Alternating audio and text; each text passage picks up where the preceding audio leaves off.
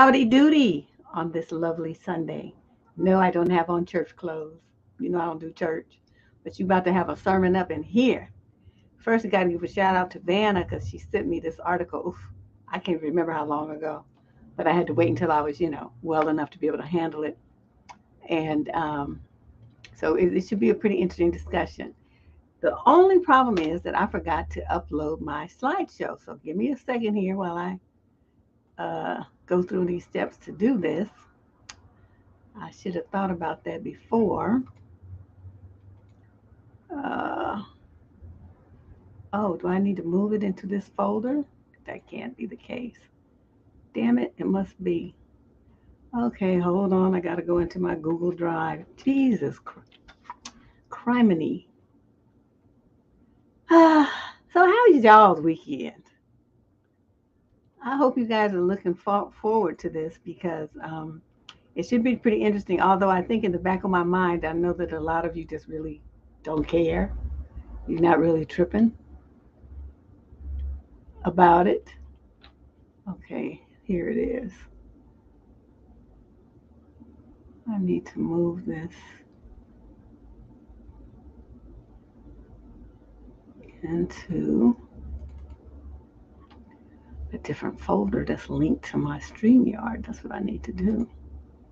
Oh, sorry, you guys. I'm just not organized.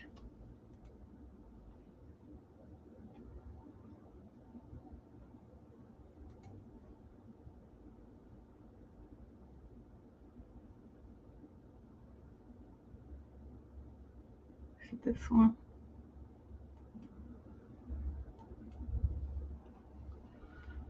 Oh, I should be better, more organized, but alas, this is what you get.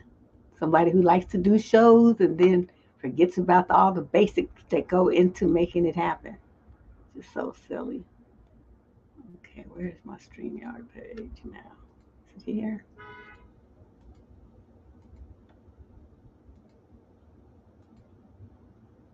Oh, here it is. Okay. You guys just chat amongst yourselves. Don't pay attention to me. Because what you have is a host who don't have her shit together. And I don't have no problem telling you.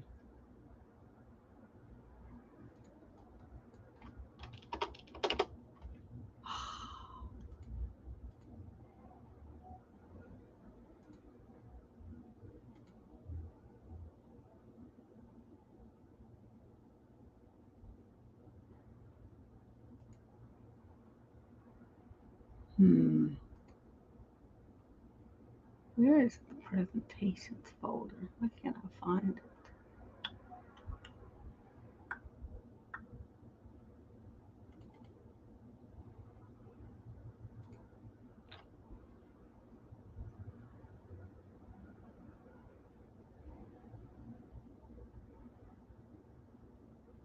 God, I need to clean out my Google Drive. It's just too much junk in here. No wonder I can't find nothing.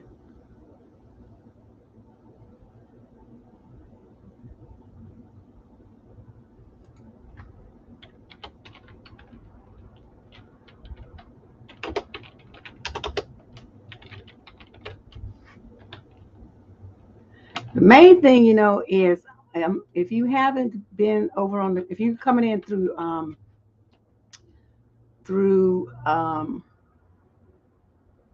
am I trying to say? Through YouTube, not through some other platform or Twitch or Facebook or some other place, and you're watching this, what you want to do is we have a poll that's going on for the show. I'm going to go on the YouTube and check the poll towards the end of the show, and then report what the uh, what the results are. But make sure you guys do that. You got to go in through the YouTube. Um,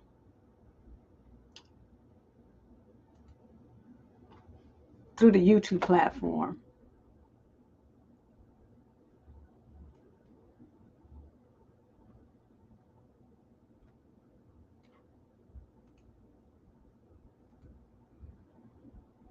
Okay.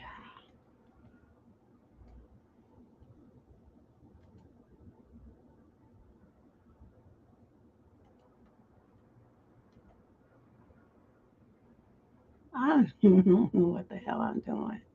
I'm just messing this all kinds of up.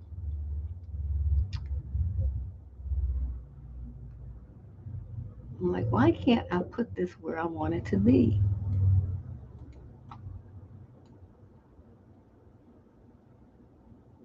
Oh, here we go. Move to. Oh, I found it.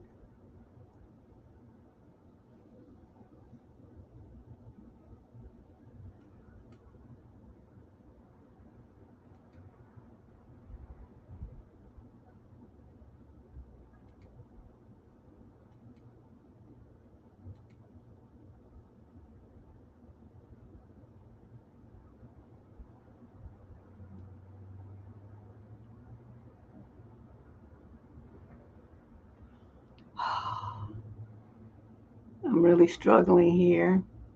I don't understand why I'm having such a hard time.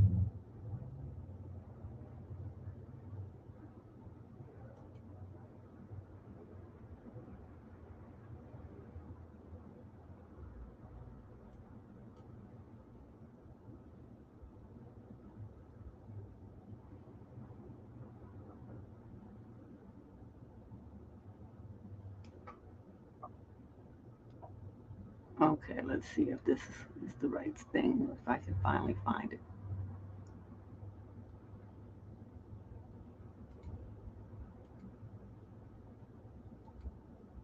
So make sure everybody, make sure you go on there and do the poll.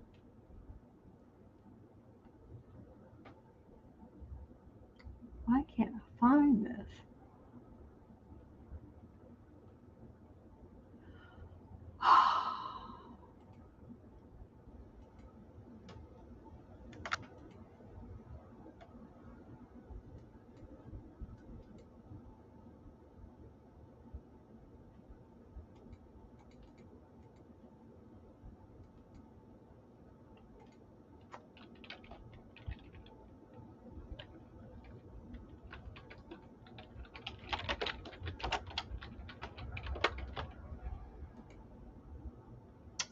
Hmm. Well, you know what, you guys? Hold on for a minute because I hear somebody knocking at my door. I'll be right back. Dang it.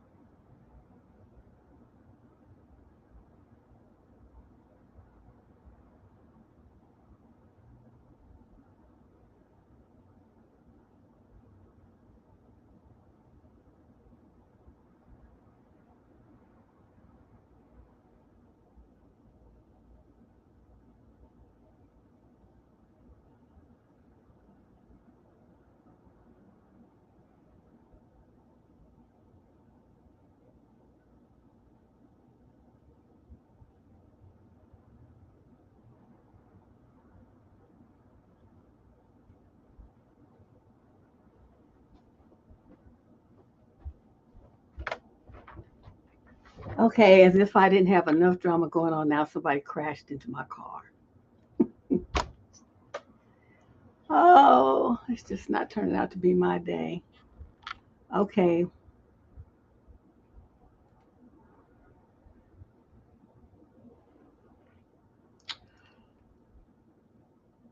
Okay, my cousin said I should download this to my computer and then upload it from there since it's not really coming through from the Google Drive. So that's what I'm going to do. So give me a second here. I'm just really having a bad day so far, but it'll be worth it, I promise. It's a good slideshow. And it's crucial to the discussion because there's just so much content in this study.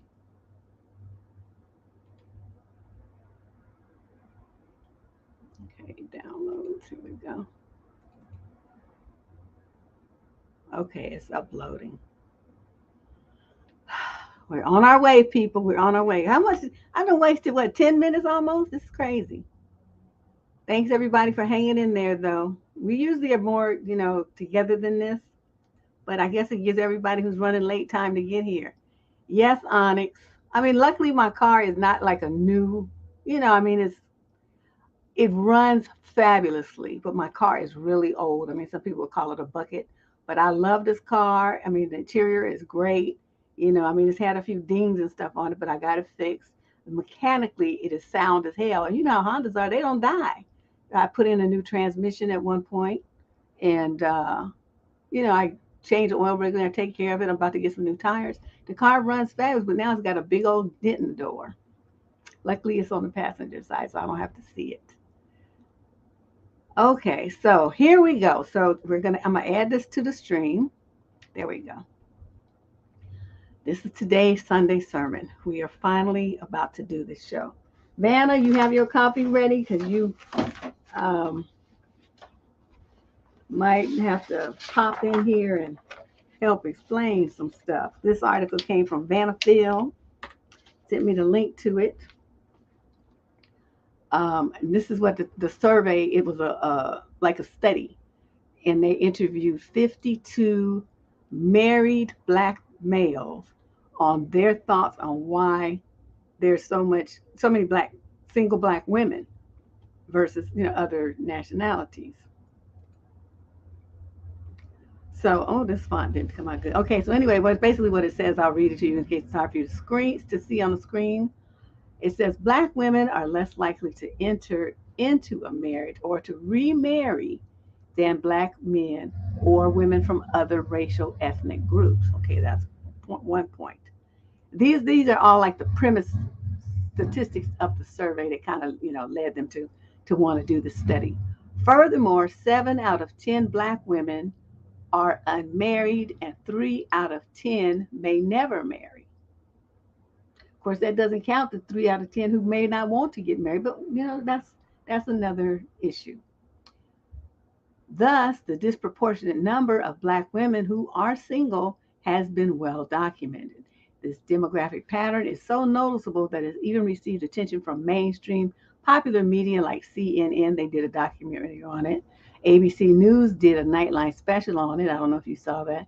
Steve Harvey convened a panel on it. And then it's been discussed in magazines and newspapers and blog posts and YouTube videos and on social media like Twitter and Facebook, and that site where all the Black women hang out. I can't remember the name of it right. Lipstick Alley. I mean, everywhere. It's been discussed everywhere that Black women gather, and on mainstream media too, because they saw an opportunity to discuss something and make a few bucks. So they jumped on the bandwagon as well, knowing they don't give a shit about the single state of Black women. But whatever. That was a few years ago, probably about 10, 15 years ago they did that. So then we look at the questions that formed the basis of this survey, right? What were the questions that they were asked? I mean, there's more detail. I'm just giving you an overview. The men were asked what the meaning of marriage is, what sustains a marriage, what challenges they experience or they think women would experience to staying married, what kind of commitment issues and attitudes they have as married men versus when they were single, and advice regarding why Black women are more single than married. Okay, so those are the 5 areas that they were focused on in this study. Then I went through to find a little demographic information about the men that they interviewed. Collectively, 73% of these men had never been married before.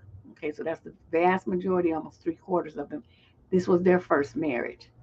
So almost a quarter, 21%, were in their second marriage, 4% were in their third marriage, and one guy, he made up 2% of the 52, was in his fourth marriage. Okay, now let's just stop right here. Who would want to marry somebody who had already been married 3 or 4 times? I mean, what? 2 times you failed, 2 times you need to stop now. Okay, don't do this anymore. Obviously, your picker's off or something's wrong, but whatever. So they had a third, and the other one had a fourth opportunity. I was stunned because that would have never been me.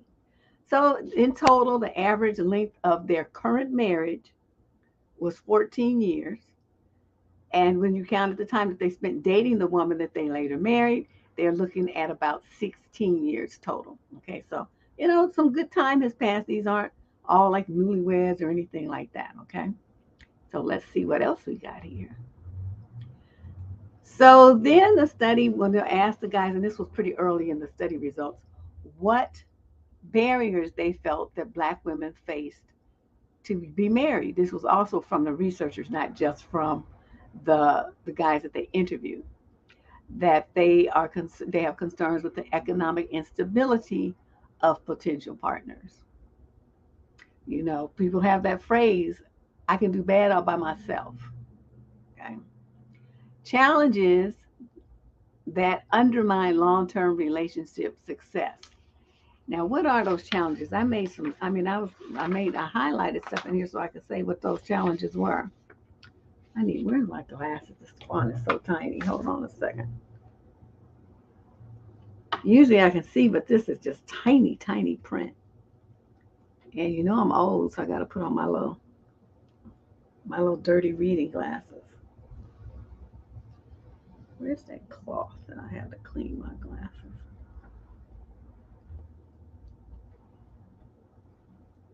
Okay, let's see if I can do this now. Um, the challenges that face their.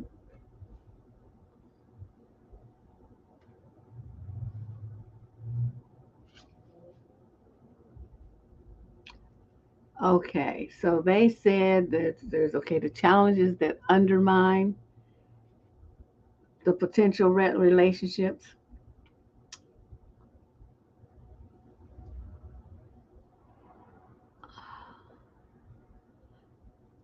Okay, difficulty trusting is one. Concerns about readiness for marriage, i.e., skills and lack of preparedness for marriage. We're going to talk more about that a little bit later. Other work suggests that some women are happy to remain unmarried given their uncertainties about the permanency of marriage or their desire or to concentrate on their professional lives instead, like their education or jobs, and personal responsibilities like parenting or, um, maybe at some age, taking care of aging parents. That's always, a concern too when you get a little older. Um, there's also some concern about contradictory messages that Black women get about. Ooh, these things are so dirty. Contradictory messages that Black women get about marriage, and we can talk about that too, because right, you hear, or if you're over 30, you hit the wall, but then have your own and get your education first. Okay, that's the one conflict. And then you got your daddies telling you don't trust no man, ain't about nothing. Always have your own stuff. And then you have the guys hitting you up with, well, you're too independent. You don't need a man. So it's like we get hit from all sides, and these are just the ones that are coming to the top of my head. I'm sure you can think of plenty more. But it's like we constantly. I mean, can you all give us one message, please? One message. That would be so helpful. But instead, they're all over the place. So, those are some issues that were raised as what they feel might be a barrier to some women, moving forward to finding a husband. So why should we care? Why do we care about this study? Because I know some of you asked me that. Well, I don't really care. What should we care for? Well, I mean, there's some interesting points. You still may not care after you hear them, but some of the interesting points is that this is a perspective that we really don't hear much of. Because married men aren't the ones spending all this time online talking about stuff, and they feel like their marriage is private. So they're not gonna be just online talking about, yeah, my wife this and my wife that and we this and that. They don't tend to do that. It's the single men that are always talking about married women and divorces and stuff like that, not the ones who are married. Have you noticed that? These brothers ain't no closer to getting married than, I don't know, Egypt is to the North Pole. But somehow they feel like they got all these opinions that women should be listening to and caring about. So that was one thing, and that's very true. Unless you know somebody in your family that would be willing to talk to you, and even that's hard because they just don't want to talk about their marriages. They don't want to say nothing that's personal about their wife or their life with their wife. They don't want to do it. So this was a kind of a unique situation. That was one point. Then these guys offered up opinions based on their own dating and marriage history. And for the ones who this was the first marriage and they're, more in their 30s or 40s or something, they would have lived many, many years as a single guy. So they'd have a lot to talk about and a lot to say, well, why they didn't marry this woman or that woman and this woman and why they married this one all of a sudden.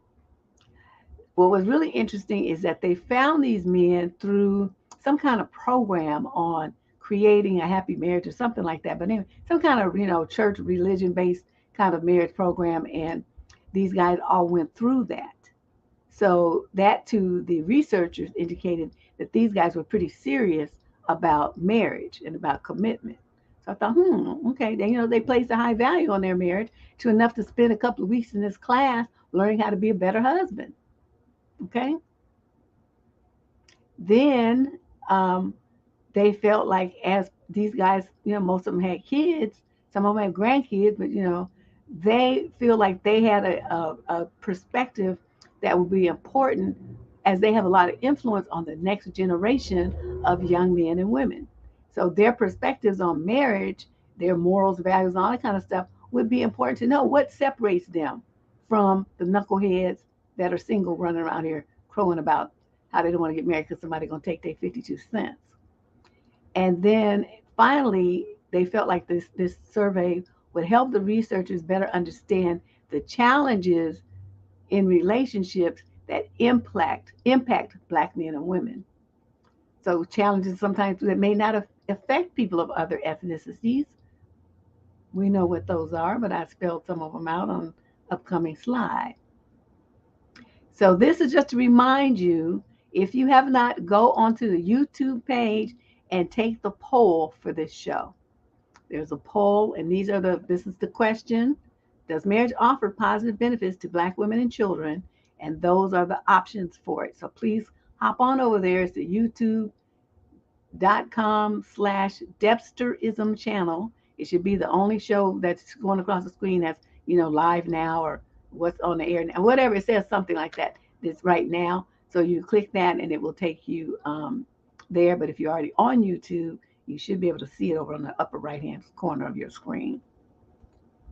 Okay, so now let's talk about the key statistical issues that they felt impact Black marriages, single Black women's ability to find a decent husband. The ratio that there's way more women, well, not way, but there's, God, I can't even see. This is terrible. The ratio of men to women is, it's heavily skewed that there's more women than men. That's one. The high rate of incarceration. Look at how many young men are in prison that are between the ages of 20 and 29. Like half almost. And then the mortality. Black males don't live long. Either they're, killing each other off or they're dying from diseases that are connected with not taking care of themselves. Diabetes from eating wrong, drinking too much, failed liver, kidneys, stuff like that, or some kind of fatal STDs from just they're just dying off. They die off earlier, and if they're still alive, they're not living a life that's healthy and capable of doing everything that they want to do. So it makes them like not a good prospect for a husband, because that you gonna have to be doing that nurse and purse thing. So if a woman's healthy, strong, and living her best life, and she wants to get married, she's not gonna choose that dude, because that dude is a liability. He's not anything that she wants in her life. Then we have social issues. So those are the statistical issues, which are borne out by numbers. Hard cold facts. Can't do nothing about that. Now these are social issues that might impact some women and not others. So take it with a grain of salt.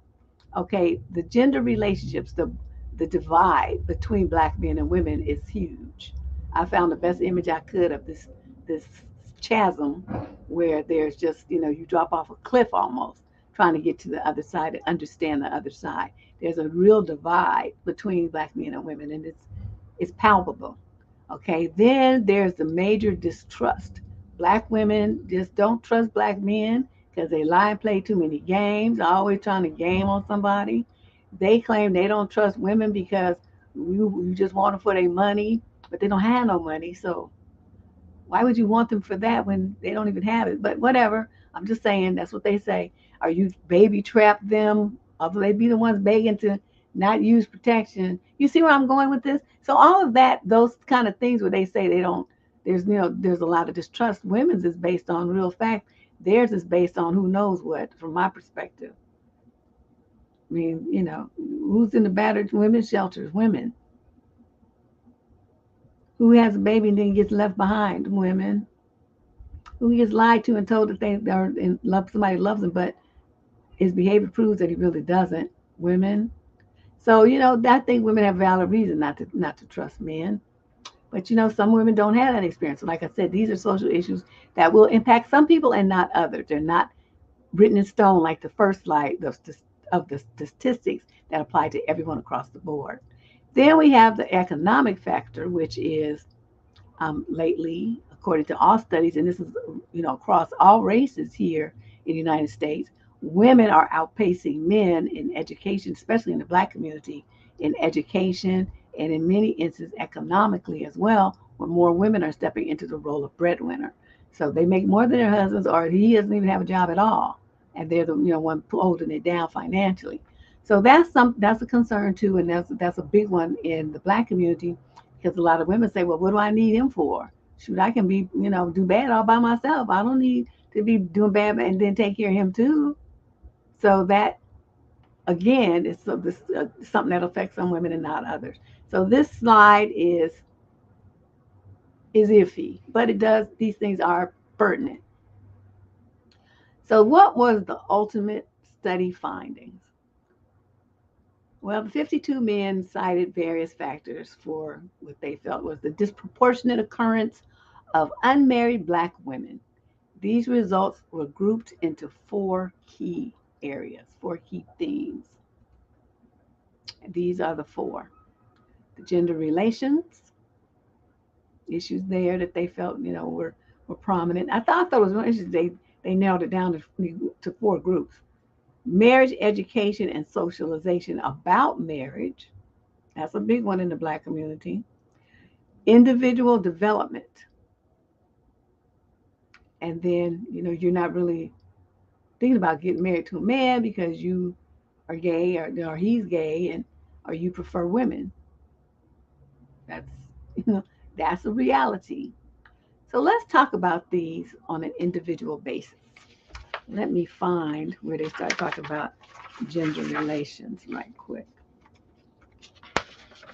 I wish I had been able to print this out bigger so I could see it better.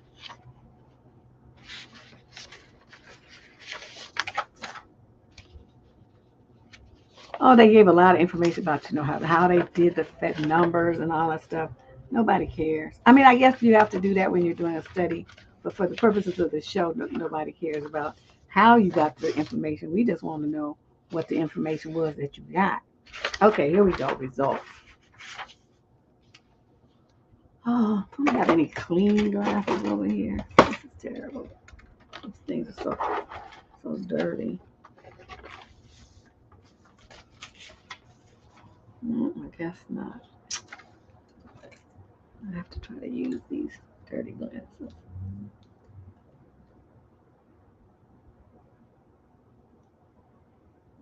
Okay, let's see what we can do here. Gender relations.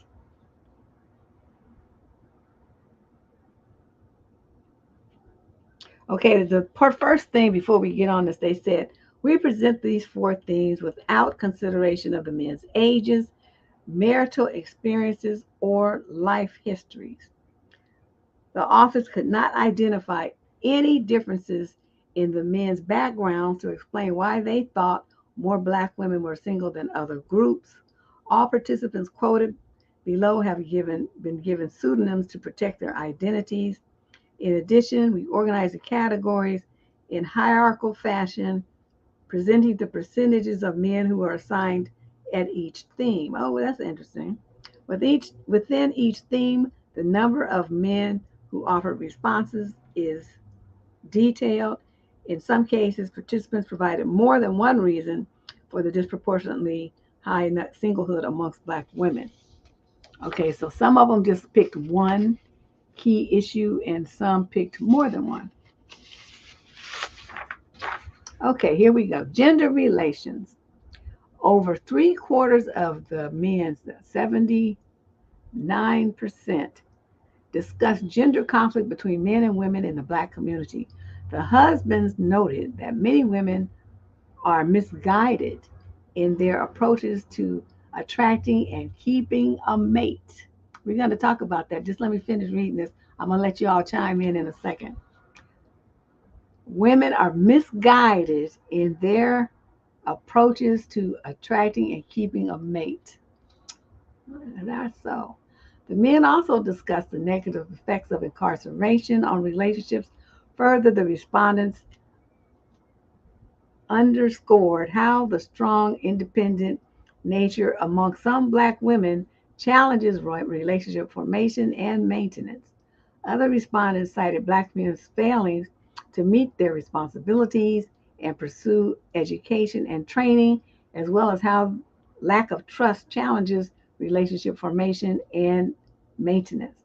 The men also described how a decline in labor market opportunities impacts relationships, and these factors are discussed in detail below.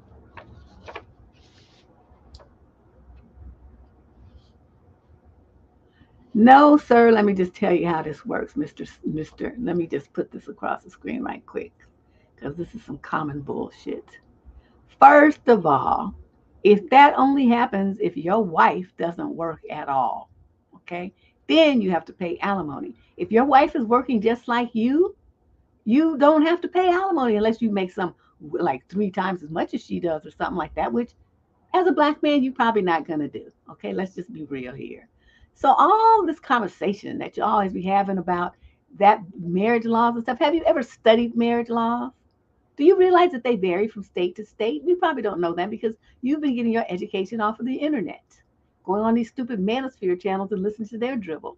Get offline and go and read some law books that apply to marriage in your state, sir. So you know what the fuck you talking about before you come on this channel. One thing I cannot stand is people that come here with some senseless, baseless, uneducated rhetoric. Okay, you know what the fuck you talking about before you come on this channel, because nothing irritates me more than ignorance. Okay, you messed up with that. You ain't in no financial death trap. She making just as much money as you, sometimes more. Sometimes the women have to pay you alimony. The one thing that you are gonna pay though is child support, and I don't care if you make 52 cents. You're gonna pay half of it to support your child, because that's how you win half on that damn baby. Nobody's gonna be responsible for supporting it except the two of you. Okay?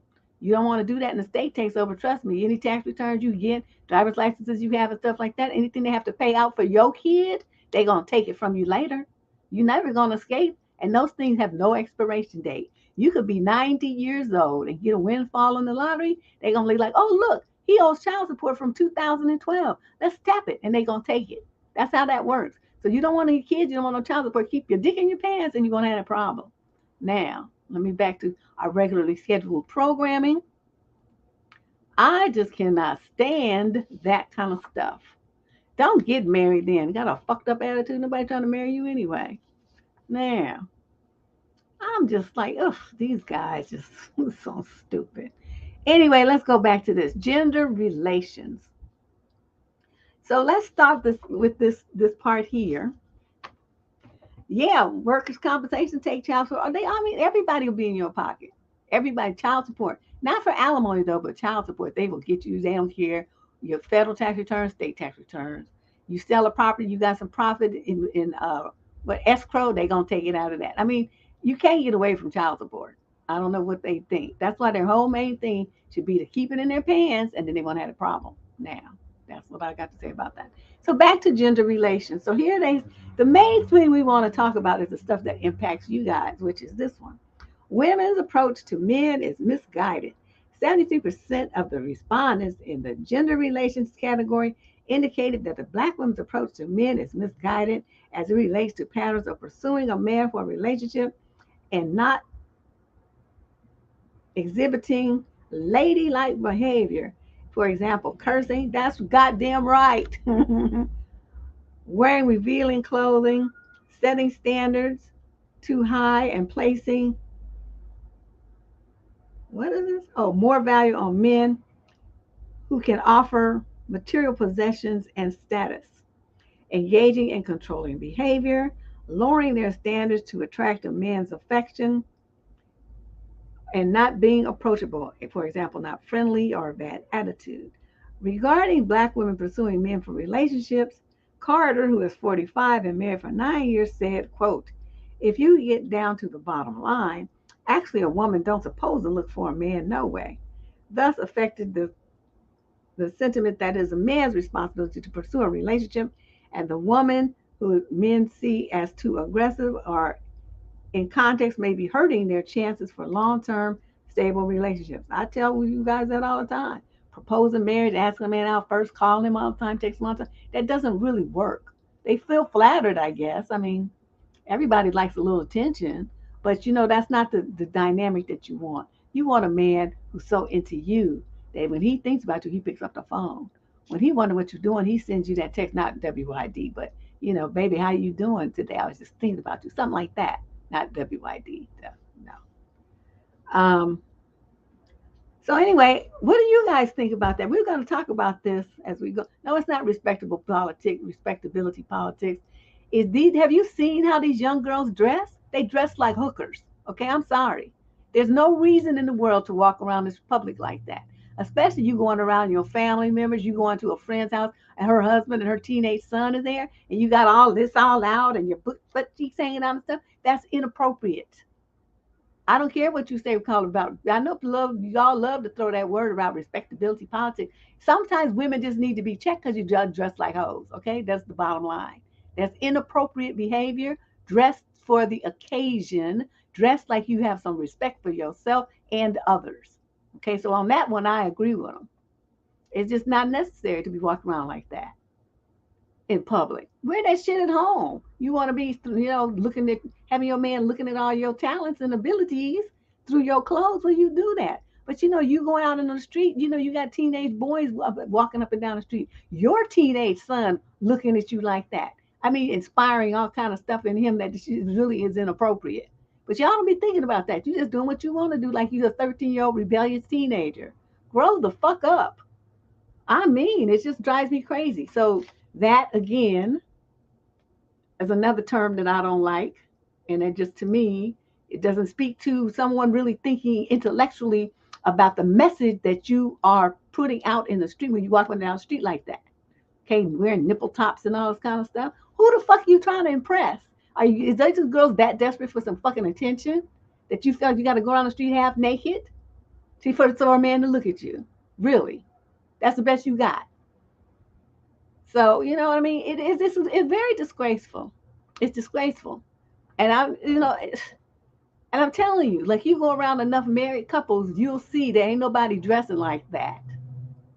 Okay, there's a certain decorum that you must project, just like you go into a work event.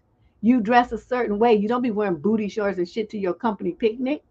Everybody knows how to dress in that situation, then why don't you know how to dress around other young men and carry yourself like a young lady instead of like a thought? So it's like it's ridiculous. I know it's just because a way to look sexy and to do it with class and style. Okay, there's sexy and then there's hoish. There's a difference. Then a lot of young girls don't understand that they shouldn't be doing that. It's just yeah, I saw a lot of crazy stuff in Houston too on this. But I mean that's the country. You expect people not to know. But it just come on now, ladies. We do try to. You're supposed to be here to do better. Okay, that's why we have these talks. So in gender relations, I want to know what you guys have to think about him. What these guys are saying. Um, that women approach to men is misguided. Uh, being controlling. Always need to know where your man is all the time. I mean, a lot of women are like that. They want to go through his stuff, go through his phone, verify stuff, always checking up on him and stuff. I mean, if you feel like you got to be like that in your relationship, why stay in it? What's the point of all of that? Um, but this one though, the women who place more value on men who offer material possessions and status. Okay, what's wrong with that? What's wrong with pursuing a man who has something to offer? Ooh, these things are just so dirty. I can't take it. But what's wrong with a man who offers material possessions and status? I mean, who wouldn't want to have their kids in a very nice house in a safe neighborhood? Now where they have to jump down on the floor because bullets are even shooting outside. Who wouldn't want their kids to be able to go to a nice private school that's going to help them get into college with college prep courses and stuff, opportunities for study abroad and stuff like that, versus a hood school where the kids have to share a book because the school district is so poor. They can't afford everything for every student, so they got to share. Who wouldn't want that? To have nice furniture and nice clothes and nice smooth sheets and healthy food that doesn't have to come out of a can or from the discount store. You got to use the meat today because it's it's on the verge. I mean, who wouldn't want that?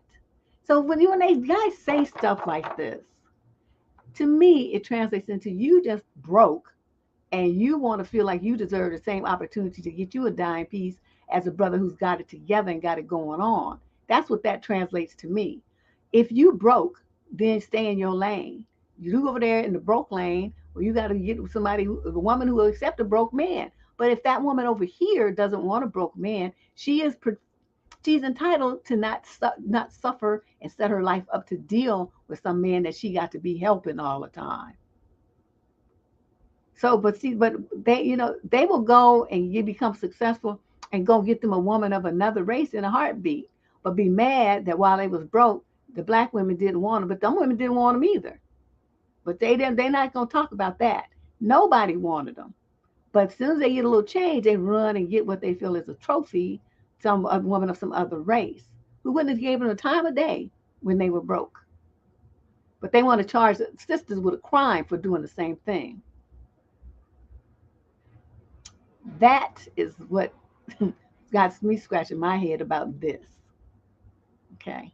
I know, when you're doing a research project, you have to stay neutral. You can't be in there cussing folks out and telling them about themselves. That's why Deborah does it. The reading research I do is never in person. I can't do it. I put my stuff up on the internet and I send the links around so people answer anonymously. If they want me to contact them, sometimes I'll leave that option and I might call them maybe if I don't understand what they put in the written part for clarification. But just to do a whole interview where I sit there and record people and after just listen to their stupid responses, I can't do it because I would be challenging them on their way of thinking. Okay, so then let's see. Setting standards too high. Okay, da da da. Then they turn around and say, but then it's the same problem if you lower your standards to attract a man's attention. So you can't have your standards too high and you can't lower them either. Did you catch that? You lower your standards to attract a man's attention and affection. Okay. Hmm. And not being approachable. How do you not be approachable? Somebody explain that. If we're not approachable, does that not mean that we don't want you approaching us? Just like the meme from last night. It's like, you don't look approachable, and yet here you are. You remember that one? What does approachable mean? What would make a woman not be approachable? And why do they only say that about black women? Have you noticed that? We're the only race of women who get charged with a crime for not walking around grinning and making men feel comfortable with running up on us. Maybe we get tired of that shit. Because then there's other races that don't live in the hood like we do. A large percentage of young black girls, live in the inner city, right? They grew up there. You might move out later, but that's where you grew up, or you have relatives there, so you were there all the time. So you get exposed to men who feel entitled to catcall and press up on you and try to touch you and grope you and all kind of stuff. So black women, as a defense mechanism, develop an expression of stay away from me and leave me the fuck alone. Okay, that's what that is. It's a defense mechanism because black men don't know how to act. And the young girls start getting that treatment when they're 10, 11 years old. Okay, because some of these dudes are weird. So you got a little girl who grew up having to defend herself from men being inappropriate with her 10, 15 years. So now she's in her mid 20s and she has this countenance because she's had to do it for her to protect herself. Then, because she had it, because men harassed her into having it, now it's a crime because now she's not approachable.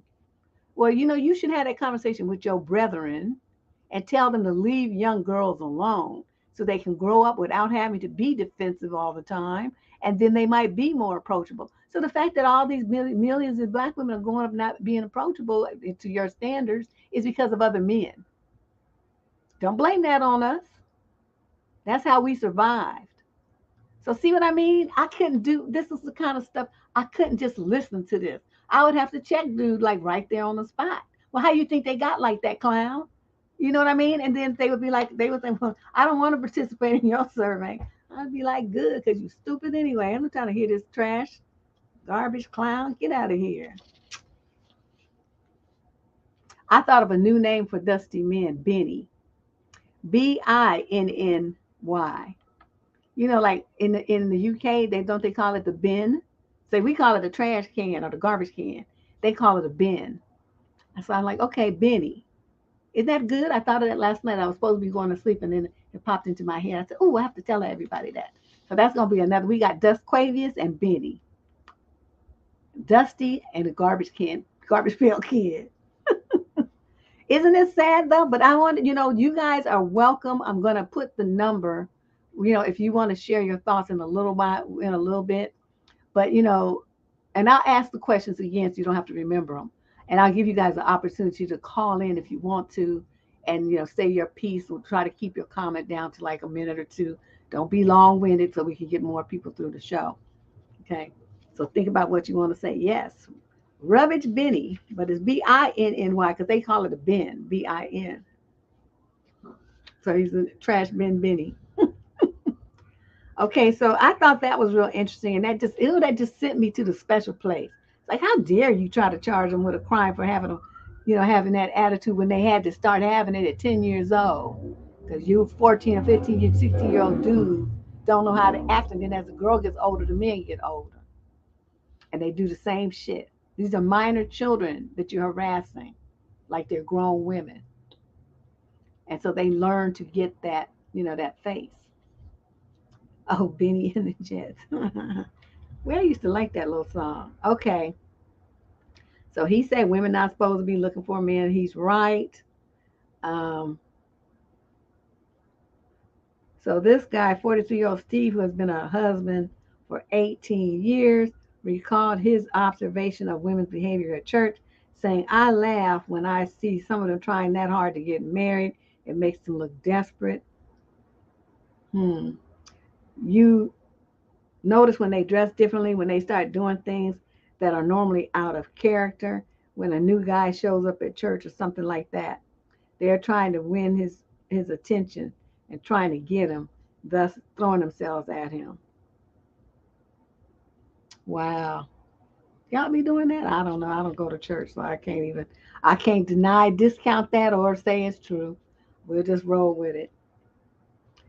And then on the subject of setting standards too high or being a high maintenance woman, Steve also said, from what I've noticed, there are some women who are too anxious.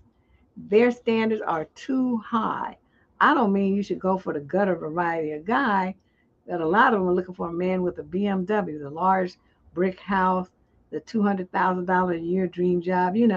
I mean, when I got married, I didn't have any of that, but my wife was perfectly happy with to marry me. Well, good for her. Give her ass a cookie. What do you want? Everybody's not gonna like you, just like how women do. Women and everybody's not gonna like you. Like for me, I might be too old for some. I might be too raggedy for others because I cuss too much. And don't take no shit from men, well, from anybody really, but definitely not from men. For some guys, I might be too short. I'm only 5'5". People have preferences, and if that your preference doesn't match you, just move on. Why you got to be dwelling on it and talking about it? You've been married for 18 years, and you still talking about the women who didn't want you 19 years ago? Dude, see how they don't never let stuff go. It's always got to be a problem. Okay, so let's see. This one says he observed controlling behavior. When I was single, a lot of my single guy friends would talk about women that I chose not to marry. I dealt with a lot of controlling BS. You need to do this, that, and this here. They want to control you and shape you into the man that they wanted you to be. Oh, yeah, men do that too. They try to shape you. But I don't. Why do people try to control other people? I never understood that. Control yourself. Okay, then under gender relations and the incarceration aspect of it, and then being the strong, independent black woman issue, it says 37% of the men's views. Some independent women believe that they don't need a man. You know why they don't believe? They believe they don't need a man because every man who's come into their life has failed or disappointed them. Yet they carried on. So I have a whole video here on this channel that says, "Are we too independent? You taught us to be that way." And I go through this whole process and explain how women went from being, dainty and what they say called feminine and dependent to being independent and, just not really being bothered with men too much. Men did that. So to complain about it is ridiculous when you set that dynamic in motion by abandoning your women and your children. You did that. The last people who need to complain about a woman being too independent is a black man. You need to keep your mouth shut forever. Y'all dip out whenever you please. You don't do what you're supposed to do. You don't want to stay in school, so you work at these Mickey Mouse jobs, making Mickey Mouse money, and then you think that you're gonna be the man of the house and stuff. No, she making just as much as you do and work just as hard as you do. So y'all might be co-CEOs, but you not running nothing, sir. You don't run anything. And your woman can, by you not meeting her standards and stepping up, she learned to do it all by herself. So you can't charge somebody with a crime when you put them in that position and you mad because they survived and thrived. You set that up yourself by not being there. So, see, again, he couldn't have got away with saying this. I would have chewed him up one side and down the other, like, oh yeah, well, let me tell you about this here. So that wouldn't work. Not with me. Okay, and another thing is he feels like they feel like a lot of men aren't meeting their responsibilities. In the gender relations category, 34% of the men maintain that women are not at fault. Oh, interesting. But pointed to men not fulfilling their responsibilities to themselves, i.e., engaging in criminal activity, failing to pursue higher education, and to their female partners, their spouses, failing to actively parent their biological children, failing to commit to a relationship. 37-year-old Orlando, who has been married for 14 years, asserted There are a few guys out there in the world and a lot of grown boys. That's right, tall children is what I call them. Darren, 35 and married for 7 years, stated, it's more so, I think, men's responsibility and not necessarily on the woman. In that case, it's more on the men to be trained by a stronger black man to understand the true meaning of marriage and the true meaning of manhood. For I believe that a lot of that has to do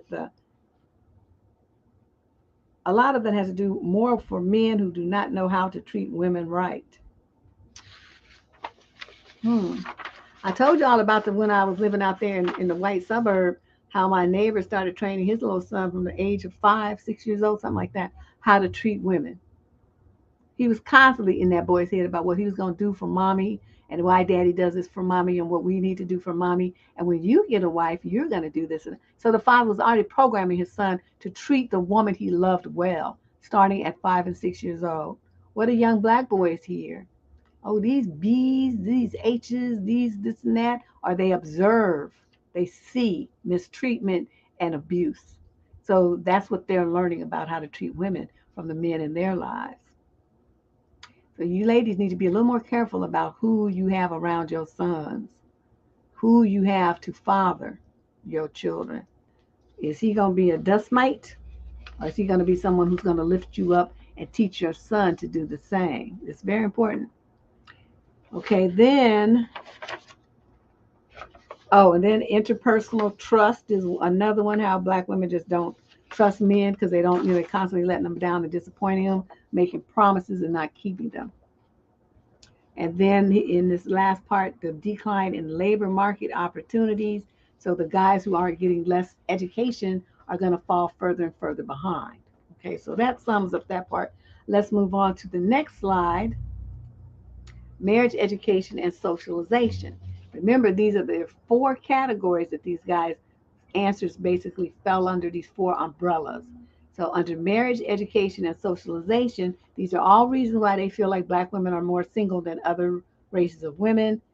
Category number 2, marriage, education, and socialization. More than 1/3 of the men interviewed claim that marriage as an institution is not being valued for its benefits, including the chance to journey through life with a partner and have someone to grow old with.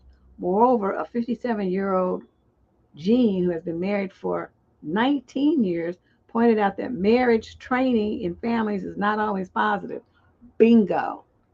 Marriage, there's not a good class to teach you how to be a good husband or wife. The most you get, you either going to get it from a friend or your mother or father. Most of them do not know how to be one, a good husband or wife. They go through trial and error and hope that the other spouse can handle the bump when you in it, and hope that you don't bounce off of it. And it's not, I don't think that's good for anybody. Hmm. Then they talk about the marriage socialization in contemporary society, the living together, the baby mama ism, the baby daddy ism. First little snag, people decide to get a divorce, or they marry somebody that they should never have married in the first place. On the community wall, we have a story about a girl who got married, and she had told her husband that she didn't want to do the cake smashing thing. Not only did he didn't just smash a slice of cake on her cheek or something. Dude grabbed the back of her head. Now, this is the bride in her expensive $4,000 wedding dress, and the little headpieces cost $500, $600, $700 too, that you wear. And so then he takes the back of her head and smashes her whole face into the wedding cake and destroyed. Wedding cakes, what, $500, $600, $700, up to $1,200, depending on how many towers you have and how big it is. So $1,000, just say $1,000 for the wedding cake destroyed because he wanted to play a prank. And he had planned it because he had already prepared cupcakes for the guests to have instead of the cake. So though he promised her he wasn't going to do it, she asked him, he promised that he wasn't going to do that. He did it anyway, and did it not, like I said, not just a slice like a lot of people do. He grabbed the wrong woman's head and forced her face into the cake in full view of everyone at the wedding reception. If that's not the utmost in disrespect, I don't know what is.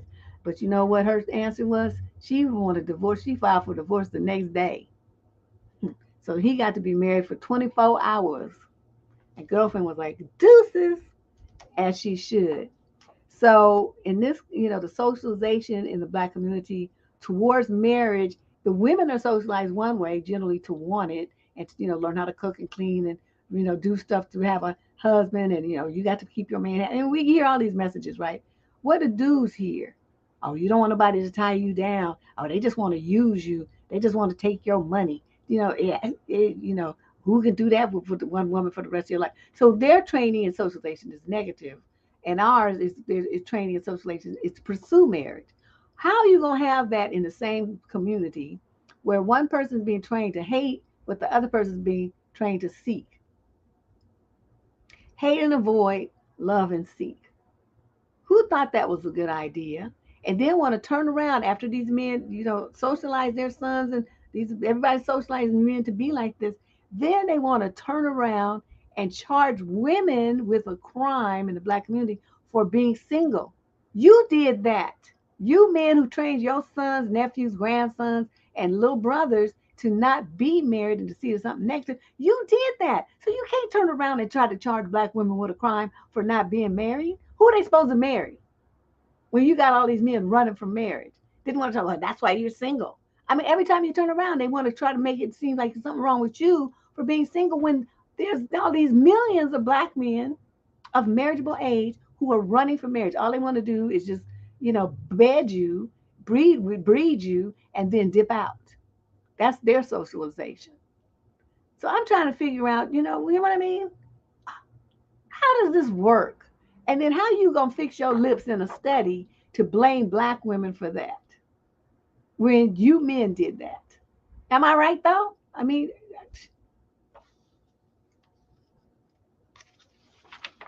it's just ridiculous. Okay, so that they didn't have too much to say on that one. So then we move to oh wait, okay, wait. One of them says this guy, he's 55, he's been married for 25 years. And he said it's just a matter of teaching and training. Say you can be a man with position and authority, but you don't have to be abusive. You don't have to be belittle. You don't have to look down, and you don't have to be in competition with the black woman. Y'all are supposed to complement each other, but it's all about teaching. Hmm. People really learn more by watching, like by the examples set by children, the examples that they see more than what you tell them. So men need to remember that. Kids do what you do. There used to be a commercial on, it was really old, probably like, I don't know, in the late 70s, early 80s, it used to be on. And it was a cigarette commercial, well, anti-cigarette commercial. And it showed this little boy, probably about 5 years old, following his dad around all day, doing everything daddy did. Daddy was washing the car, the little baby squat down, he gonna try to wash the car too. Daddy was doing something, taking out the trash or doing something. Here go the little baby with his little bag of trash. He going with daddy to do what daddy do. Then they showed the daddy kicking back with a cigarette, and they showed the little boy watching him. And the implication being that he monkey see, monkey do. So as a father, as a grandfather, as an older brother, as an uncle that's always around younger, influentially minded children, y'all need to watch what you do and say around the kids. You're teaching. They're gonna learn from you. They model their behavior from you. That commercial captured it perfectly. I don't know why I thought about that all of a sudden, but I used to watch that, like fascinated as a kid. I was, because I was a little kid like me, and I would watch what he did. And I had brothers, and they used to do that with my daddy. We would follow him around and want to do what he did. So it was a wonderful way to capture in without really too many words, because I don't remember if the father even said anything. It was just like music playing, and then the voiceover of the person at the end saying, watch what you do around your children, because what they see is what they do. And that was the father and the son. They didn't really talk. There was no voice activate in the commercial. It just showed you what they were doing, and you got to watch the kid imitating his father every step of the way all day long. It was interesting. So this kind of stuff here, where you have a man around your kids who's abusive, who don't work, who's lazy, who blames shifts and don't take responsibility, any of those kind of negative character traits, that's what your son is learning. Your son is watching him, and he's going to model that behavior. So it's really, I'm telling you, The number one mistake most women make is who the man they choose to have kids by. Big mistake. There's a video on the channel about that too. I'll try to remember to talk about it. Okay, so in this one here, so now we move on to the third one, individual development. This is the third of the four categories that they feel are impede Black women's ability to get married. 23% of the men focused on issues concerning the development of men and women and the influence of an individual's development on their readiness for a committed relationship, such as marriage. Concerning males, the respondents stated that some are simply not ready for a long term commitment, such as marriage. They are focused on having a good time and enjoying the company of many different women. According to these husbands, many Black men do desire marriage, but at a later time. Some of the men offered a word of encouragement for Black women who wish to marry who have not found the right mate. Again, they recommended that women remain patient, assuring them that many women will choose to marry in their own time. While waiting to partner with a male, the men also advise Black women to focus on their own development and spiritual growth. Hmm.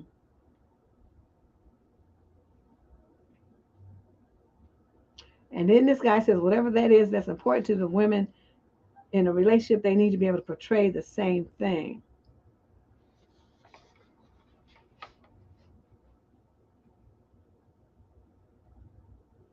Well, then I would just stay by myself and be married to myself. Why do I need to be the man and the woman too?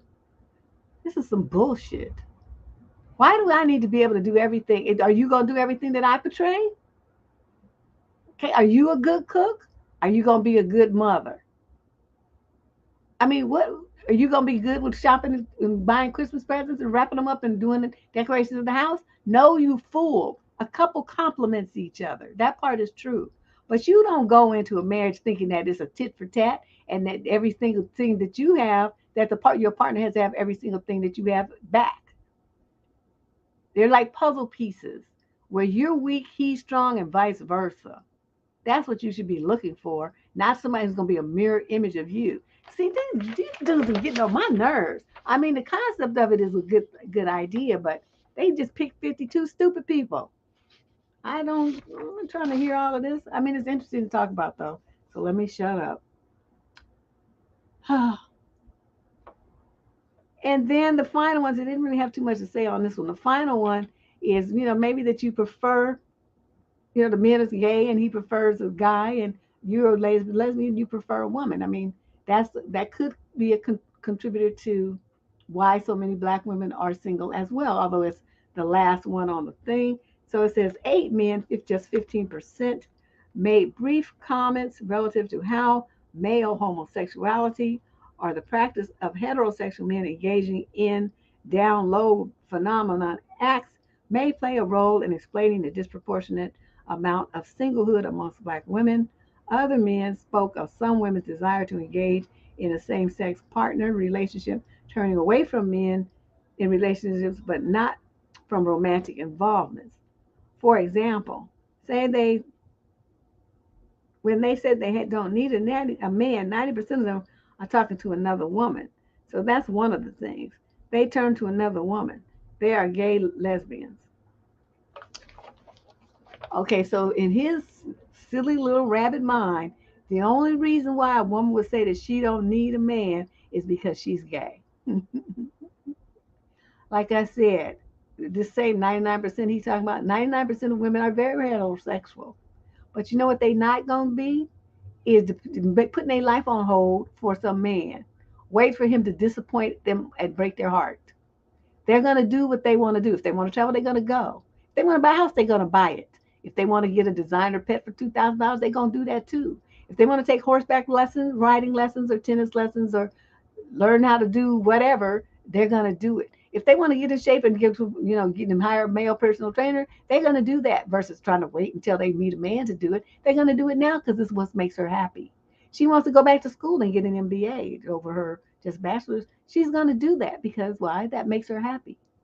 So in his mind, you can't say that you don't need a man unless you're gay. And I'm saying a lot of women are saying they don't need a man because of the history that they have had with men, disappointing them, lying to them, gaslighting them, using them, leaving and abandoning them, sometimes starting with as early as their father. And if you have a history, I mean, how many years are you supposed to do that before you just say, you know what? This is stupid. Let me just leave this alone and just do what I need to do for myself. That's why women, so many black women are doing it because black men just don't come through. They just don't come through. As these men themselves noted, there are too many black men that are not, they're boys in men's bodies. He said it. We've been saying that for decades. But to have a more mature married black man say the same thing, what, who gonna argue with dude? He's telling you from his perspective that that's what he sees. So I'm like, yeah, you know what I mean? This is like, I'm sorry if I sound like I'm on a soapbox, but Vanna, girl, you sent this and I read it a couple of times and it got on my nerves. But like I said, I had to have a certain level of energy to deal with this topic, and I just didn't have it until this past week. So, does marriage offer these things? I'm gonna hop over to the YouTube channel right quick, and I'm gonna see what the results are. Okay. Oh, why is the computer so slow? I want to see what the poll results are. Because once I close out the show, the poll disappears. And then I can't see the results. So I have to go in here while the show is still on the air. Okay. So let me do a screenshot right quick so I can put it.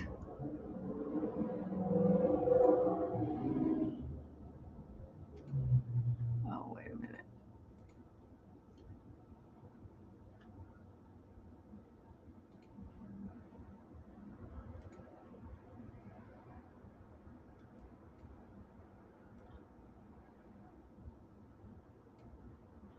Okay. So this is what we got.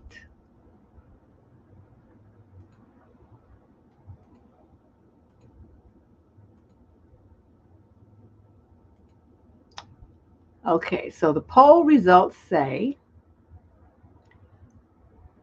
yes, and lots of them, 10%. None that you can't get elsewhere, 18%. I'm going to put the screenshot on the community wall for those of you who, you want to see the results. Maybe if marriage is solid and stable, 66% of you said that. Maybe. And undecided or not sure was 6%. Okay. So now I got the results. There was 209 votes total. So I ended the poll so we can move on with the rest of the show. So those were the results. Okay, let me save this. Hold on a second. Save as poll. And save. Okay. Look for that on the community wall. I'll put it up after the show is over. Okay, so now it's time for our open discussion on what we just discussed. There's a lot more to the survey. I mean, if you want to read the whole thing, Vanna, do you have the URL to find that article? Can you post it in here, please? Um, just post it in here. I printed it out, but I don't have the link that you sent me anymore. But it would be nice for them who want to go and see the whole study result themselves to be able to do that. So if you can sometime before we close out the show, just post it in. That'd be great. So this is an open discussion. You guys are welcome to comment on any one of these or more than one. But if you just want to talk about one, that's fine. In your response, identify. You don't have to say your exact age unless you want to. But what I would like you to do is identify your the decade, like, oh, I'm in my 20s, I'm in my 30s, I'm in my 40s, I'm in my 50s, I'm still in my teens. I mean, whatever it is, identify your age perspective, and then post your post your comment. If you prefer to do it by phone, here is the link. You just click that and you have a headset, or you're on your phone. You can, basically call into the studio, and you can share your thoughts.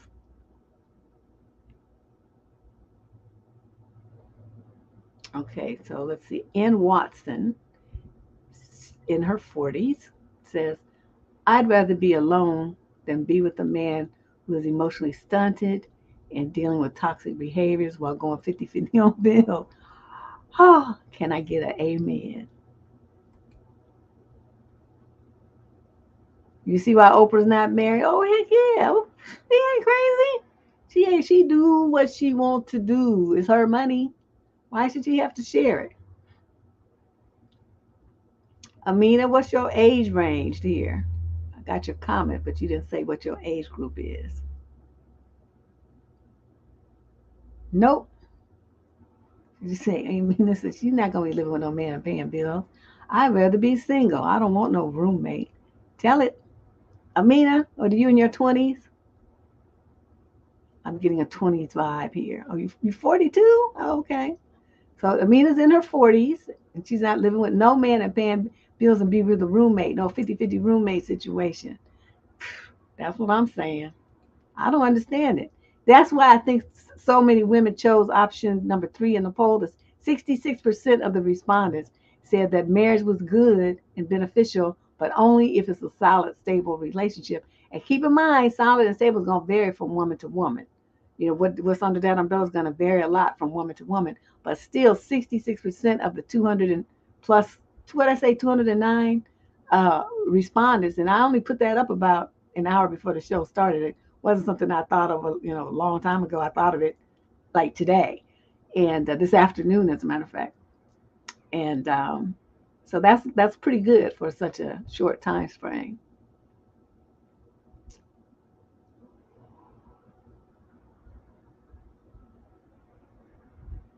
So let me see. You posted the link. Oh, where is it?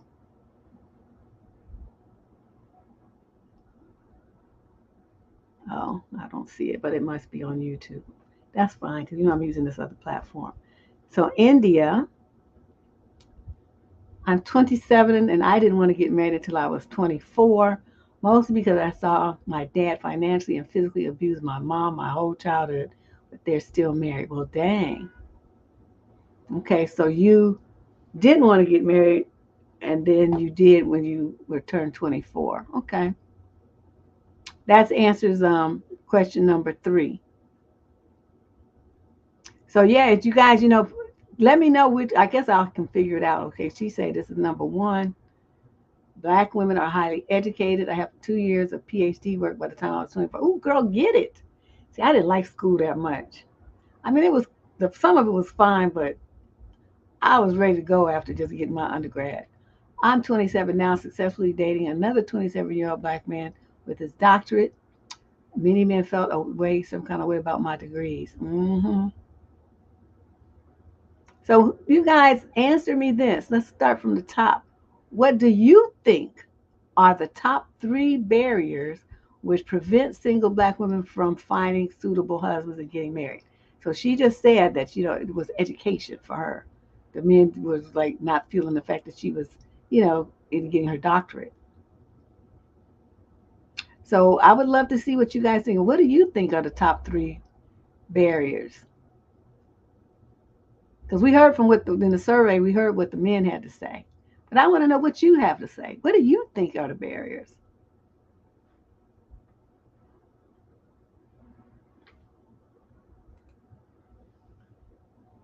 Hated that you had degrees. He was so mean when I wanted to see higher education. Yeah, some of them feel threatened. I don't know what that's all about because they should realize that, you know, it's going to bring more money into the household. She's going to be in a higher earning bracket. You get to benefit from that. Why are you tripping? Yes. But the age. I mean, they are initiated by women, but you have to look a little bit deeper. The 80%, up to 95% in some economic groups, the higher earning a woman is, the more likely she is to get a divorce. The women who are dependent on men who don't work, who have a bunch of kids, or make some like they work at Walmart or something like that, they're not really making no money, they won't seek a divorce, usually because of economic reasons. They feel trapped and stuck there. They know they wouldn't be able to handle and take care of their kids. But a woman who's pulling down 100 grand a year, two, 300, $400,000 a year, she's not gonna take his mess. She's like, oh, you tripping? I'm out. Those are the women, like I said, the higher it is, it goes up to 95% of those wives file for divorce. But usually I think it's between 60 and 80% for your, average working woman, because she starts doing it, she does the cost benefit analysis. And she realizes that staying in a marriage with this clown is costing her too much in peace of mind, in stress, in misery, in unhappiness, arguing, fighting, fighting off his controlling behaviors, listening to his demands, and then you realize you're giving way more than you're getting back. Those women realize if they cut him out, they would just have to deal with their kids, and then life would be so much easier for them. And so that's what the choice that they make.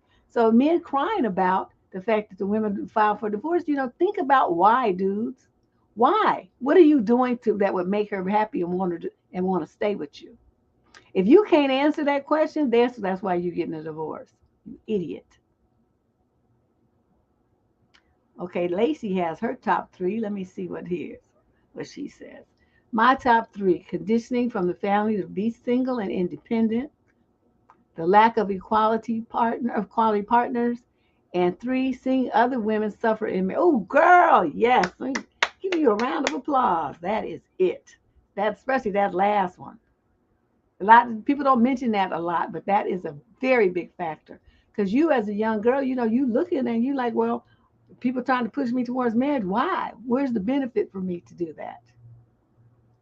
I don't see you being so happy, joy. You go over there crying and got black eyes and whatnot, a missed tooth knocked out. You running around here talking about you don't have no food to feed your kids, and so ain't been home for a week, and this kind of stuff here.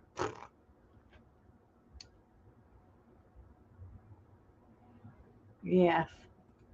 Lack of education. Yes.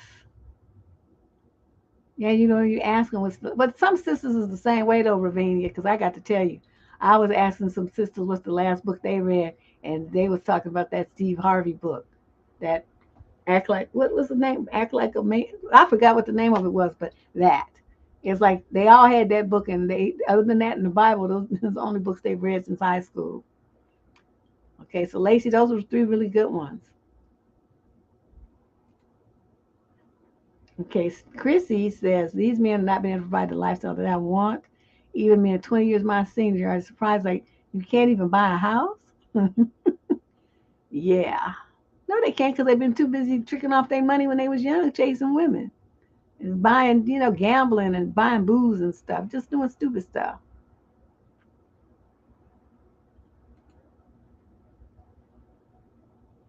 The fourth person I tried white, those were who checked for me.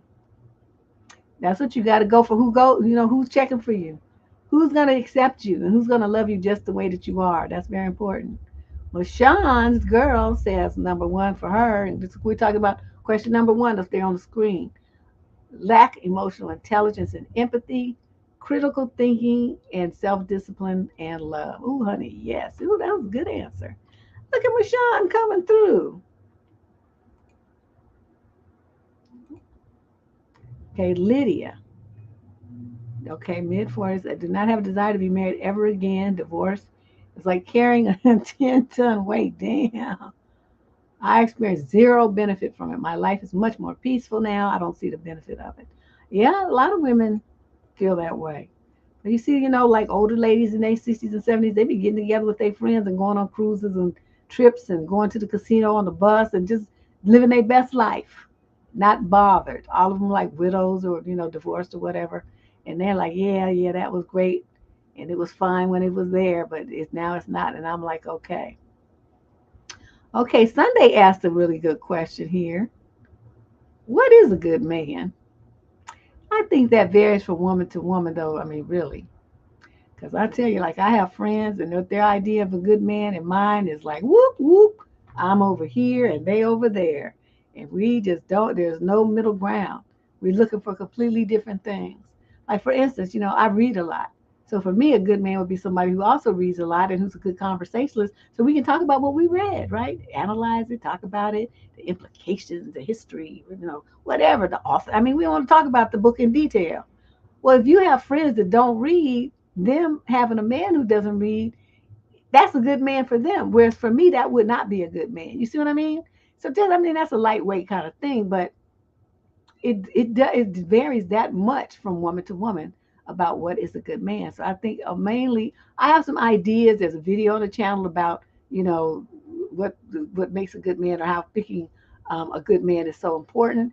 And I give some basic criteria for about emotional and mental stability, financial stability, so stuff like that. I think pretty much apply across the board. But other than that, and even there's wiggle room. So some women are going to say, well, that would be nice, but it doesn't really qualify him as a good man, not in my eyes. So I think it just varies. It all varies. Okay, Rochelle says, I'm 47. My husband trying to sabotage my studying, but he did his doctorate and still working the same job because he wanted it for image, not for more money. Oh, that's interesting. I can't imagine putting in all that work and not using it to make more money and just to walk around talking about, oh, I am a PhD. That seems kind of contradictory and like a waste of time. Okay, let's see what we got. Domo says difference in values, large difference in finances, emotional stability. hmm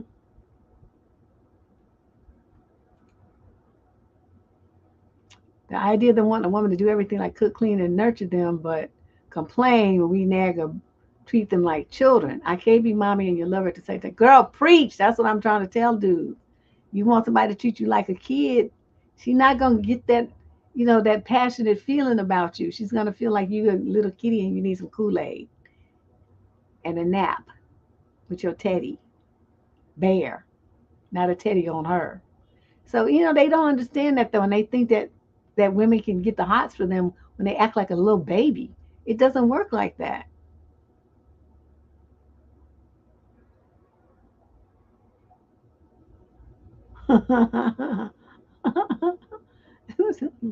Oh, I'm just looking at some of these very sharp comments here. Okay, so let's see. So then you guys answer some of these. So the top three benefits and the top. Oh, why did it cut my slide? Oh, I see why it cut it off. It's not cut off. It's this banner that's across it. Good. Duh. Okay, so let's go on. Let's look at number 4. What do you think are the top three benefits and the top three risks to Black women when it comes to marriage? Benefits and risks.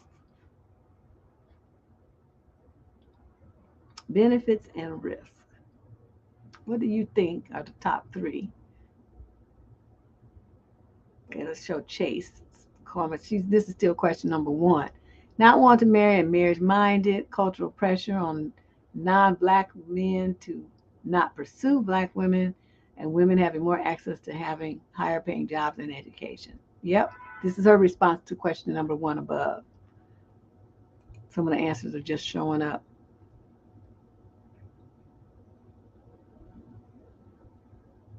So we're on question number 4 now. Overall, what do you think are the top 3 benefits and the top 3 risks for Black women when it comes to relationships?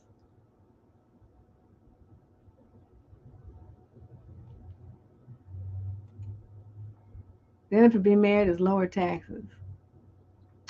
But can't you just do that with some other way? Like, invest your money in a Roth IRA or something? That'll lower your taxes. You can do it pre-tax right out your paycheck. It lowers your tax base. Get you some other kind of deductions. I don't know, it's going to vary depending on your income level and all of that. Donating to churches, people do tithing and stuff. I mean, won't you get just as much benefit from that as you would to having a spouse that you have to be bothered with? I don't know. They aren't marrying their preference. They are being baby mamas to get the same black man. Oh, ah, okay. Vanna. Companionship, extra income if he works, and protection. So this is question number 4. What are the 3 largest benefits to a black woman being married? For marriage, rather. Okay. And Candy Cane got the 3 risks: the marrying the wrong person, being his come up woman, and being a single mother in poverty. Oh, yeah, that happens if you get divorced. That is for sure.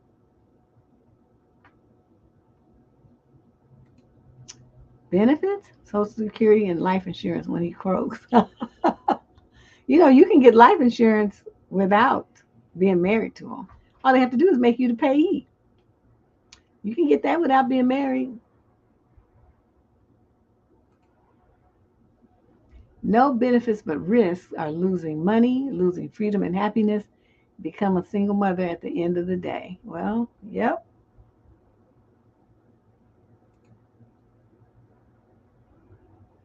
The benefits. This is question number 4 for those wondering. Companionships, consistent and another income, and the risks, emotional strain, possible abuse and mistreatment, and losing herself.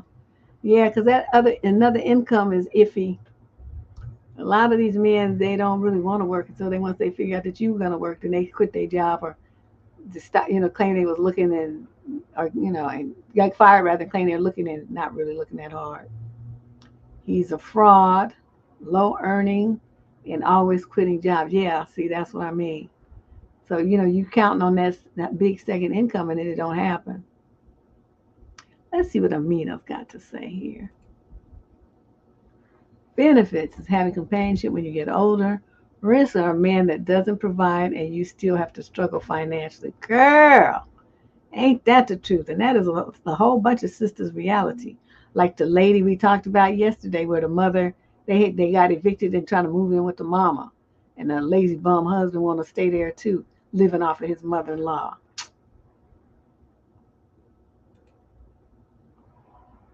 Oh, I already said that one. I'm sorry. Being a married single mother. Yep. Oh, so many women live that life, losing her identity. He owed $50 billion in child support and you marry him. Yeah, because now it's coming out your check. You crazy though, 50 billion. Oh, yes. Yeah, yeah, life insurance. But like I said, you don't have to be married to him to get the life insurance. Shoot. Mm-hmm. It sure does, Kayla. Women can be each other's greatest support. I don't know what I would do without my friends. And Shay, of course, I count her in that bunch. You sometimes you just have people around you that treat you better than your own blood relatives. When your back is up against the wall, they're there for you faster and better than your own blood relatives. So I mean, family is not. I'm not gonna knock it. It definitely has its place, but sometimes family. The meaning of family is not always blood related. Family is people who love you and care for you and are there for you, and you just treat them the same. That's family to me. So, you have people who, like your adopted family, and then you have people that's your family just because you didn't really have a choice in matter because y'all got the same from the same gene pool.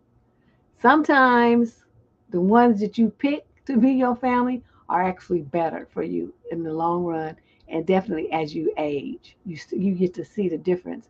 That you can't always be loyal just because they blood. They say all your skin folk ain't kinfolk, and I would go for a lot further and say all your kinfolk ain't about you. Just because y'all got the same DNA don't really mean too much. Let me scroll down here and see what else is going on. Here we go. risk getting stuck with an abusive man for 18 years. Okay, coconut water, that sounds a little close to home here. No freedom, constant demands for some ooh ooh and abuse. Yes. Yeah, that's what I'm thinking. See, Pennsylvania, and you know what? And it's in fact, I think. Well, let me just shut up. Let me shut up. We don't need to go that deep into it. But yeah, right. Sometimes that's better. It's definitely more fun. Married but single, abuse, end up divorced, and a single mom. Yep, that happens. So many women taking care of him and his kids and getting divorced midlife. Oh yeah, why does that happen to so many women?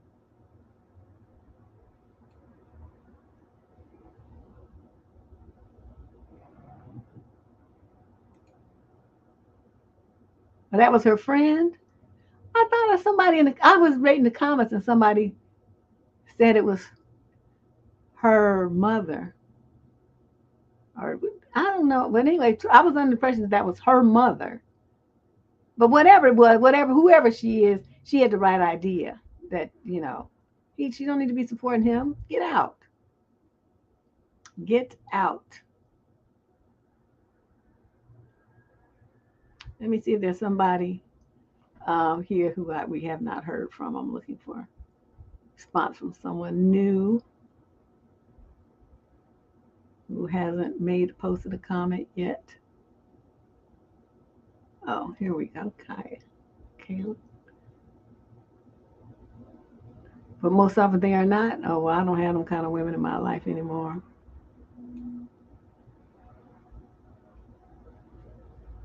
Used to know some, but I don't really trip with them anymore. Like I said, as you get older, I don't know, this year, man, my whole life changed. My life changed. I weeded out a whole bunch of people. I had some hard lessons, not only for myself, about myself, but about who I let in my life to stress me out, to worry me, to make my blood pressure high, listen to their stories of drama that they didn't have to put themselves in. They want to dump on you, and I get anxious.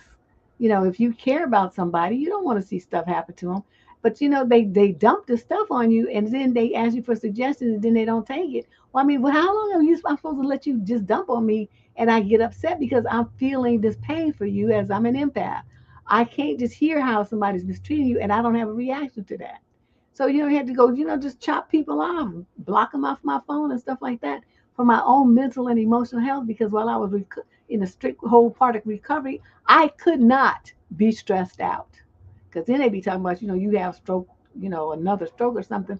I'm like, oh no, no, no, no, no, no, no, no, no, no. We're not gonna do that. So I had to do all kind of stuff to put people, away from me so could recover and my body could heal, my brain could heal. So that's why I say, my who was really my friends revealed themselves during these trials. I've never been in this kind of position. Hope to never have to be in it again. But it was showed to me who has my back and who was just all talk.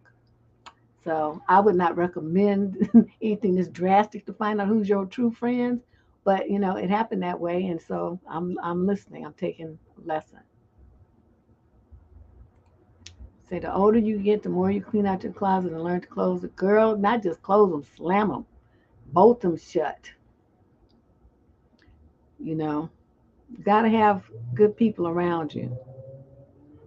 Okay, trying to help them. Yep, yep, you're right. So that's the kind of thing. But it's just really interesting. Thank you guys. It was interesting to hear your perspectives on marriage and what you think about it and about the study by these 52 married black men. I'm sure some of them have some good sense in there somewhere, but we know we can only go by what was posted. We can only go by what the quotes that the people who prepared the survey results chose to extract and use. So I don't know what else the guys may have said. I would have to listen to all their recordings and all their written responses to know what I might have preferred to use that would better reflect their position from my point of view. But these are the things that they decided to put in the article. So those were the quotes that I read out to you. Vanna posted the link to the actual article. I'll try to remember to copy it and put it in the show description down below. So those of you who want to go and read it for yourself will be able to after the show is over. But I really enjoyed this and hearing your thoughts. And it just makes me wonder, what is going to be what future does marriage have in the Black community? Is it going to be something that young ladies are going to stop chasing and dreaming about and just give up on? If they want to have a kid, they can go to a bank and get one, or, make some kind of deal with some, guy who's got good family genes or whatever, and have their child, whatever, and then go on with their life. Since so many women, even married, live a life of a single mother. And then if they get a divorce, they are, they're not a single mother per se, like, if the father's paying child support and having visitation and stuff. But a lot of them don't even get that. They don't get child support, nor do they have their child have visitation with the father. So they're single mothers, even though they were married when they had the kids, they still have a single mother. Or like, in some cases, the father dies. So you end up being a single mother when that was definitely not on your agenda at all. But it happened. Shit happens. And so you just roll with it. But if you know that that's not the, anything that you want to do, then, and you're not going to be having kids and you don't want any kids, and what would be the point of you being married? You could definitely have a nice, relationship with somebody or two or three somebodies over the course of your life that, meet your needs for companionship and all of that.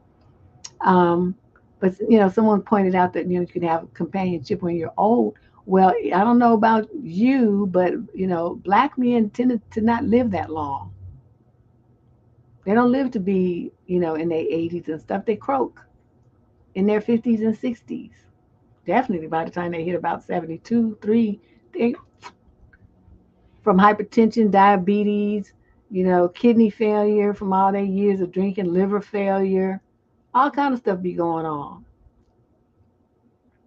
Bad hearts, strokes that take them out. They don't recover. They just go. All kind of stuff be happening. So the Black women live longer and healthier lives than Black men do. So trying to get married thinking that you're gonna have companionship when you old is folly. That's probably not gonna happen. But it's something to think about, and I hope that young women who come and listen to this video after think about this really hard. We get a lot of programming as young ladies. We get a lot of programming about having babies and about being married, having a husband, and this big wedding and all stuff. They fill your head with all these fancy dreams and smoke and mirrors. What older women really need to talk about is the drama that comes with having a husband.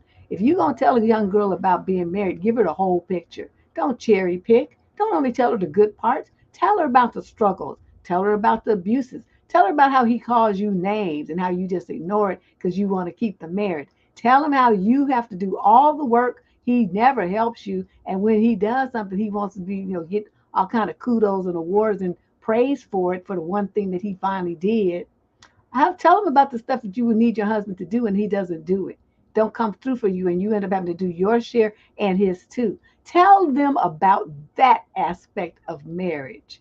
How you be tired and they just demand stuff with no concern for the fact that you wore yourself out all day taking care of him and his kids and his house, and he don't do nothing but watch TV, and his exercise, the most exercise his body got was his thumb clicking the remote or some game controllers while you was working. And then you fall into bed exhausted, and here he come tapping you on the shoulder. Tell the young girls about all that stuff. Don't be just telling them the good part. Tell them about the times they're going to look at that man and just want him to dry up and blow away. Forget getting a divorce and going through all that stuff. Just dry up and blow away and make my life easier. So I wish more women would do that. Married women do that. Talk about the struggles. Talk about how hard it is. Talk about what you learned. Talk about what the challenges are. Tell them the part where you failed, where your husband failed. Talk about, just be open. Talk to them about pregnancy. Talk to them about marriage. Be honest with your other young women. Stop trying to get them trapped in that crab in the barrel routine where you only talk about the good stuff, the romantic stuff, and the stuff that, upon which romance novels are built. Be honest. Because marriage is no joke. It's hard. Even when you really love the man and you want to be with him and he's trying his best, it's still hard. Because sometimes, people just don't act right. I mean, they might be in a mood, it might be only temporary, but it's still some drama that you had and you married and you in a position where you have to deal with it. So, I like being single personally. I love my husband and everything, don't get me wrong. But notice how I have not remarried. I have no interest in it at all. I really didn't want to marry him, to tell you the truth. I just wasn't tripping. But he wanted to be married, so I mean, okay, fine. He wanted a kid, I wasn't tripping, okay, fine. Because, I was the only one who could have it. If he could have got pregnant, I'd been like, have whatever you want to. What you telling me for? But of course, that's not the way that we were made. And so that kind of fell on me. And it was fine, it was fine. But I never planned to be no single mama. And yet here I am. So there's just a lot to think about. If you get married and do you have a contingency plan if something happens to your husband? What you gonna do?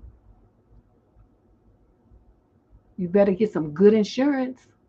I mean, we had one policy, but I didn't even spend it. I just put it in, for my daughter to use for school. But it wasn't that much because, we were so young. Who thinks you're going to die? And you're not even, 30 years old, 40 years old. In that range, you don't think about that kind of stuff. You think, well, maybe when I'm getting into my 60s or 70s, maybe I might croak. And then you start thinking about life insurance. But, who thinks about that and you 24, 25 years old? You don't think about that kind of stuff. So these are all things that I just want to, propose as part of the big picture here. Choosing the man is just part of it. What you gonna do now that you got him? Talk about that part. And be very honest with yourself. And be very honest with him. And like I said, women who are married or who have been married, be honest with young girls who are talking about being married. Sit their little asses down and give them the complete picture of what they're getting themselves into. Because they don't know. They have no clue. Be honest, be upfront, be open, and tell them everything. Answer their questions openly and honestly. Don't be trying to hide stuff and discount the downplay stuff. Tell them openly and honestly everything that you had to deal with and all the trauma and drama that you went through with your husband. These dudes be tripping. So what do we got coming up? So that's it for today's show. I guess I've ran my mouth long enough. But yes, our next show is going to be on Tuesday. We have What the Fuck Tuesday, relationship advice show. If you think you might have an advice question and you want to get some advice, this is what you do. You just send in. There's a link down below in the show description, and you can click that, or you can log on to devtourism.com, and you'll see a nav bar link that says Get Advice. You just click that, and you fill out the form. The show description below has the link in it, a hyperlink. You just click it. It says Get Free Advice or something like that. And you just click it, and it's the same form. No matter how you get to it, it's the exact same form. And you can send in your advice question that way. Okay? But other than that, you guys, thank you for coming. We still have a few hours left of your weekend. I hope you go and enjoy them. And I hope you found some benefit in this very open discussion and examination of what married black men had to say about single black women and marriage. I thought it was pretty interesting. But anyway, I'll see you guys on Tuesday. Okay, go out and be wonderful like you usually do. I'll see you guys on Tuesday.